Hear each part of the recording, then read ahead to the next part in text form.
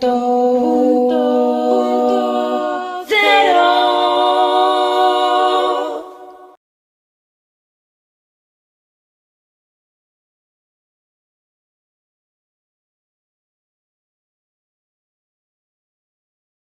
Residencias. El maltrato irreparable y la justicia que no llega. Ponente: Victoria Zunzunegui, doctora en epidemiología. Cuantificación del dolor causado por esta desatención pública, en España y en Madrid. Victoria es doctora en epidemiología. Lo hizo en la Universidad de California, en Berkeley, y estuvo trabajando en catedrática de epidemiología en Montreal. Ahora está colaborando con la Fundación Vasca Matía, que está funcionando o tiene como objetivo trabajar en torno a las personas mayores. Y tiene una que leo literalmente porque te copio de la web de Matía, que se está trabajando en la constatación de una plataforma de datos para analizar la influencia de los entornos habitacionales en el buen envejecer de la población vasca mayor de 70 años. Aquí está el edadismo, el envejecimiento activo, etc. Victoria, tú que has trabajado los números, ¿estamos hablando de palabras o estamos hablando de... ¿Nos puedes explicar?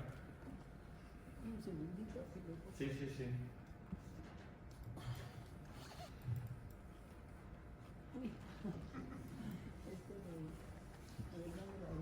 Arriba, Héctor. Arriba. Ya bueno, todavía no estamos en lo neandertal, aunque a veces parece que nos estamos yendo a la época de los neandertales. ¿Has encendido esto, Victoria? Sí, está encendido. Vale. Bueno, espera un segundo que ponga la presentación. Arriba, no. Ahí, a la izquierda. Bien, estoy aquí representando a una asociación que se llama Verdad y Justicia, que tiene como objetivo único conseguir que haya una comisión de investigación en la Comunidad de Madrid sobre lo que ocurrió en marzo y abril del 2020. Entonces voy a ir a este punto de nuevo. De hecho voy a cortar lo que iba a decir, porque algunas cosas ya las han explicado muy bien las personas que me han precedido. Voy a ir solo a lo que pasó en marzo y abril de 2020, porque hasta que no haya justicia y hasta que no podamos saber qué es lo que ocurrió, dirimir responsabilidades y tomar medidas para que esto no vuelva a ocurrir nunca más, no vamos a mejorar, por mucho que hablemos. Y la prueba es que la sociedad dio una vuelta, miró para otro lado. Y ahora mismo, la situación en la Comunidad de Madrid, yo no creo que sea igual que la de antes de la pandemia. Francamente, creo que es peor. Creo que es peor la situación en las residencias hoy, porque se siguen adjudicando los contratos por cantidades diarias que son imposibles. Y las empresas privadas hacen lo que tienen que hacer, que es hacer negocio, para eso están. No se les puede recriminar que hagan negocio. Son empresas que tienen como objetivo hacer negocio. Entonces, estamos ahora dando una contrata para dar de comer a personas mayores con 4,60 euros al día.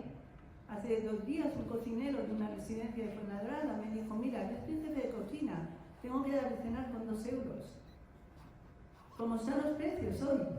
Vosotros vais al supermercado. ¿Por qué vuelvo a esto? ¿Por qué está pasando esto hoy? Porque a nadie le importa. Y hemos dicho antes que el gobierno de la Comunidad de Madrid tiene como objetivo único mantenerse en el poder. Pero si esto no le cuesta votos, si es que matar de hambre a los mayores en la residencia no nos cuesta nada, o matarles de virus. A ver si sabemos. Por no saber, no sabemos no tenemos en España, a fecha de hoy, estadísticas de mortalidad de los mayores en residencias. No existen.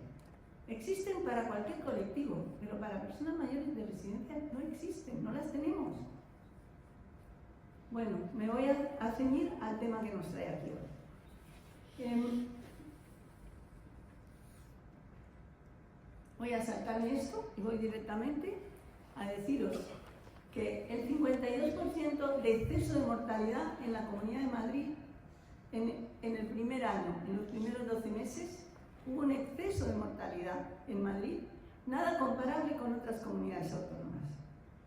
¿Qué pasó en Madrid exactamente que causó tan gran mortalidad?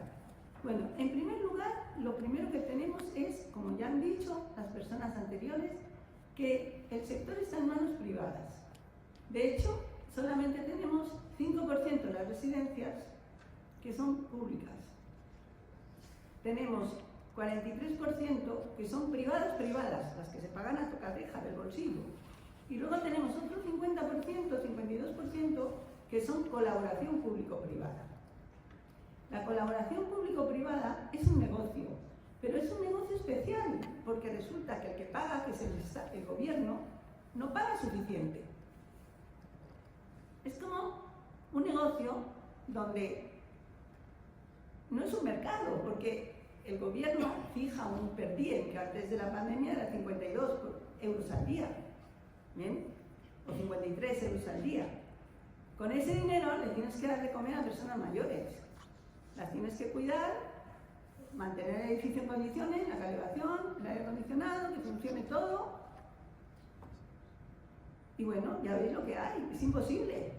Pero la empresa privada va a quitar un mínimo de 10%, porque para eso está, no se le puede echar en cara. Se le puede echar en cara al sector público que contrata por esas miserias. Se le puede echar en cara a la sociedad que está aguantando y aprobando esto. Entonces, ¿qué ocurre? Que con esa predominancia del sector privado ocurrió la catástrofe. Datos reales que no enseño hoy por falta de tiempo, pero creédmelo, en la colaboración público-privada la probabilidad de morir fue 3 veces mayor que en la pública. 3 veces más. Murieron 21% de los residentes. En la pública, 7,2% murió. Ahora, en las residencias privadas de verdad, las que están realmente en el mercado, murió el 14%, el doble que en las públicas. Finalmente, las públicas tenían trabajadores contratados con menor precariedad laboral, con mayor preparación. Pasaron otras muchas cosas que no os puedo contar en 2 minutos. Primer problema. Segundo problema, el tamaño de las residencias. Las residencias en la Comunidad de Madrid son como media muy grandes, tienen una media altísima. Esto sí que os lo quiero enseñar porque no lo han hecho mis compañeros anteriormente, comparando con otras comunidades autónomas. Fijaos que la mediana de las residencias madrileñas está en 201 camas. Hay una residencia en Madrid con 604 camas. ¿Os imagináis una residencia con... otra residencia con 400, con 500? ¿Cómo se maneja eso? Con personas mayores dependientes. ¿Os lo podéis imaginar lo que es eso? La mediana es 200. Y si lo comparáis con las privadas con lucro y privadas sin lucro, privadas con lucro son las empresas y las privadas sin lucro, fundamentalmente las religiosas, aunque hay un par de cooperativas, pues 49 y 56. Pues este es un problema grandísimo, porque es que en Cataluña no es así. En Cataluña, en todo Cataluña, hay 9 residencias de más de 200 camas. ¿Vale?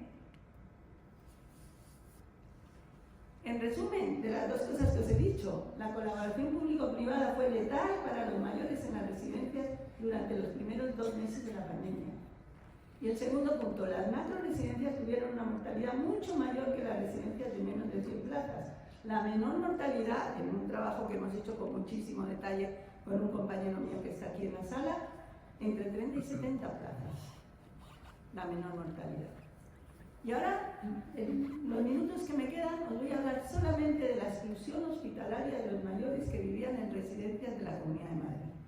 Porque aquí en Madrid, como han dicho ya mis compañeros, se excluyó a los mayores de la atención hospitalaria. Y por eso al final tuvimos una mortalidad de 20% en 2 meses. Murieron 9.400 personas. personas, 7.290 sin cuidados hospitalarios.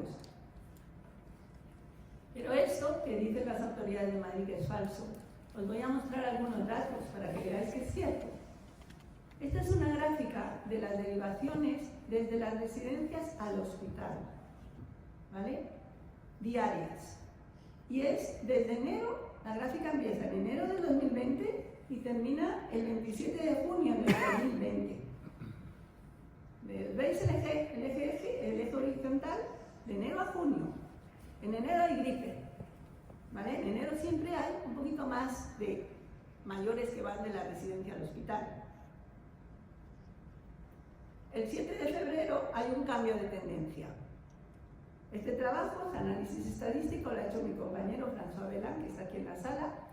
El día 7 de febrero se nota un pequeño cambio. ¿Por qué? Porque en febrero ya no hay gripe, empieza a bajar la gripe. Entonces baja el número de diario. En enero era alrededor de 120 como media y en febrero es alrededor de 110. Y luego llega el 6 de marzo y empiezan a bajar las derivaciones. Y el día 12 de marzo, que lo ha dicho antes el señor Reyero, fue cuando la Comunidad de Madrid sacó una nota de prensa que se supone que era el plan contra el COVID de la Comunidad de Madrid, lo titulan así, está en el libro del señor Reyero. Y ahí dice que se medicalizarán las residencias y que los mayores serán atendidos en las residencias. Pues ya veis, a partir del 6 de marzo caen en picado las derivaciones.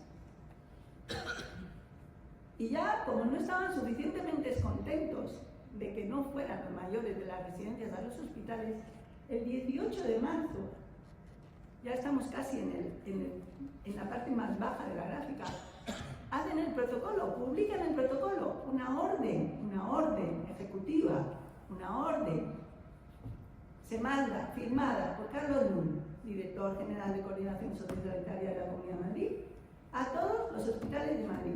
Se crean los geriatras de enlace que bloquean las derivaciones. El 18 es la primera orden, donde se explicita, claro, que los dependientes moderados y severos y los deterioros cognitivos moderados y severos, es decir, el 80% de la población que está en residencias, no va al hospital.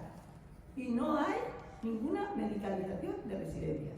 Los médicos que están en las residencias son muy pocos, los que todavía quedan, que todavía no se han puesto enfermos, las enfermeras, que todavía no se sabe cuánto, pero alrededor de 40% conservadoramente estaba de baja.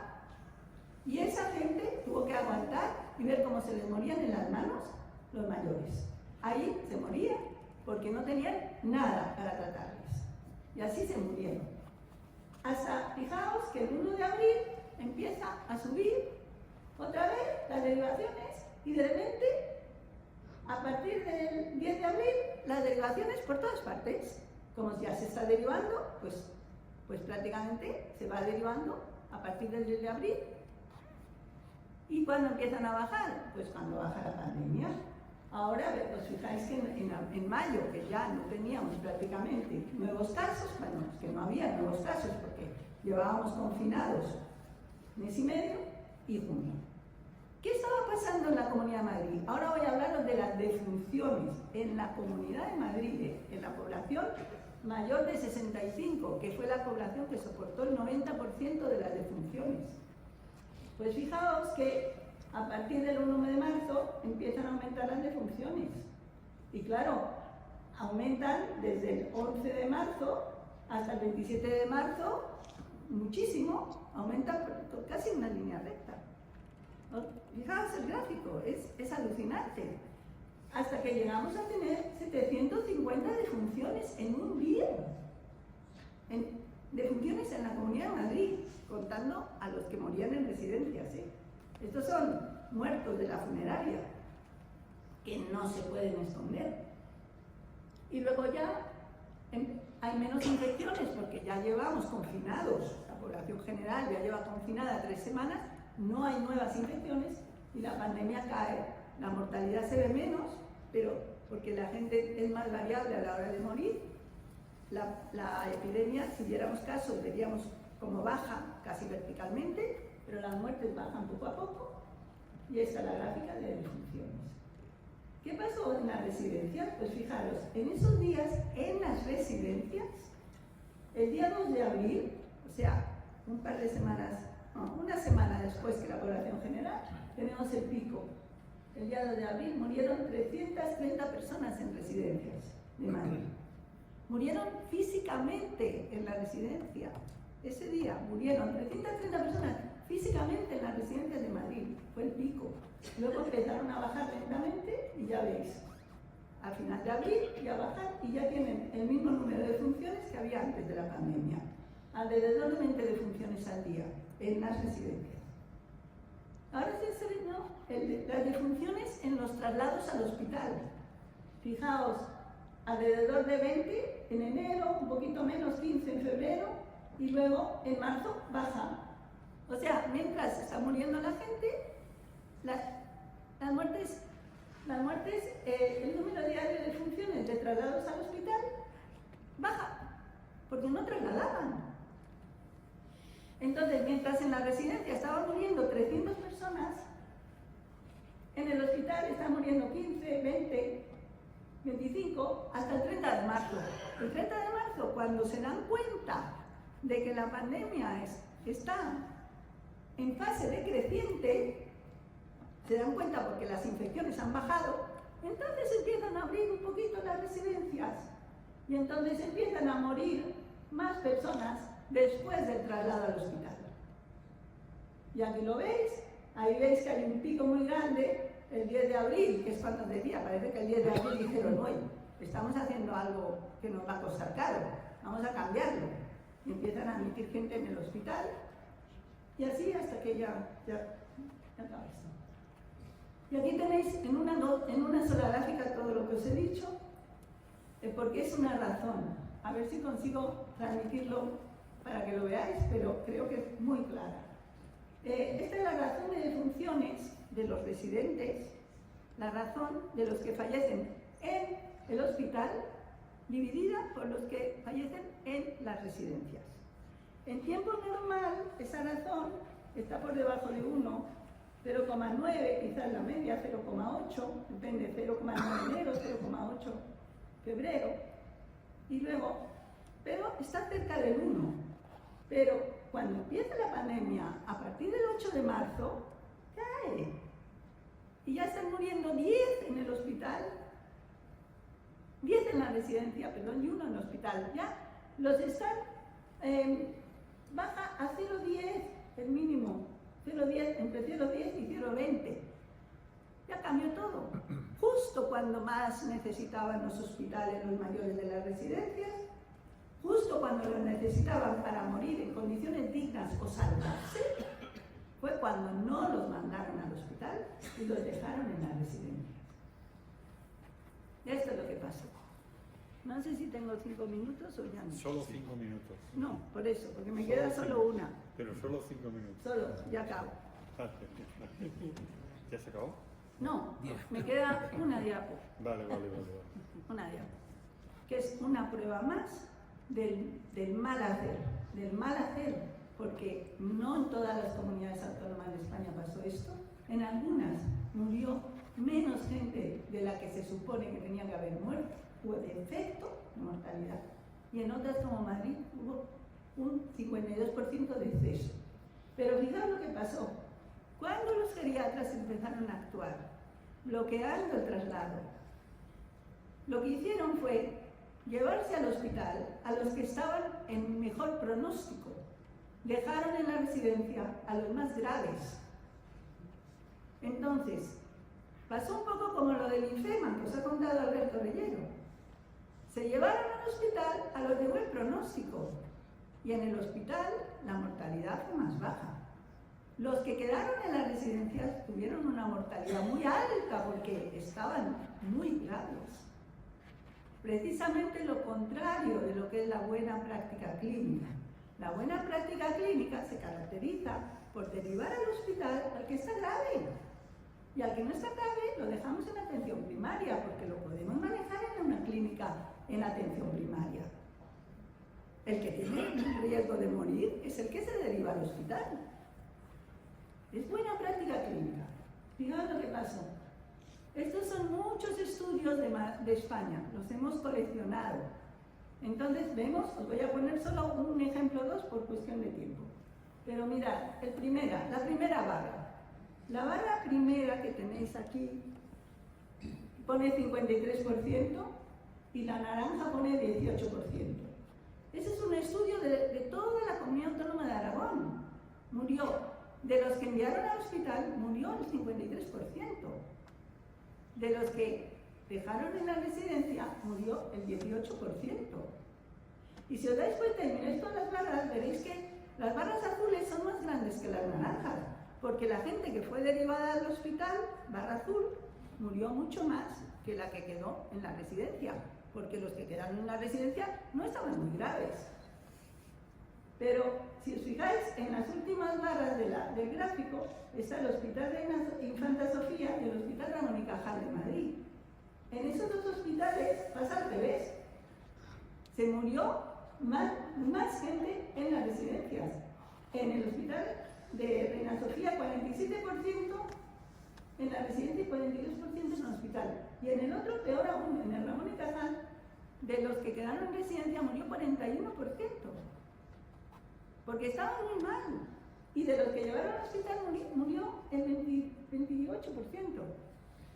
Porque estaban mucho mejor. O sea, lo hicieron al revés de lo que tenían que hacer. Y si os fijáis ahora en horizontal, mirad en horizontal y veréis que las barras naranjas de Madrid, que son la mortalidad en residencias en Madrid, las dos barras del extremo de allá, son más del doble que el resto de las barras naranjas.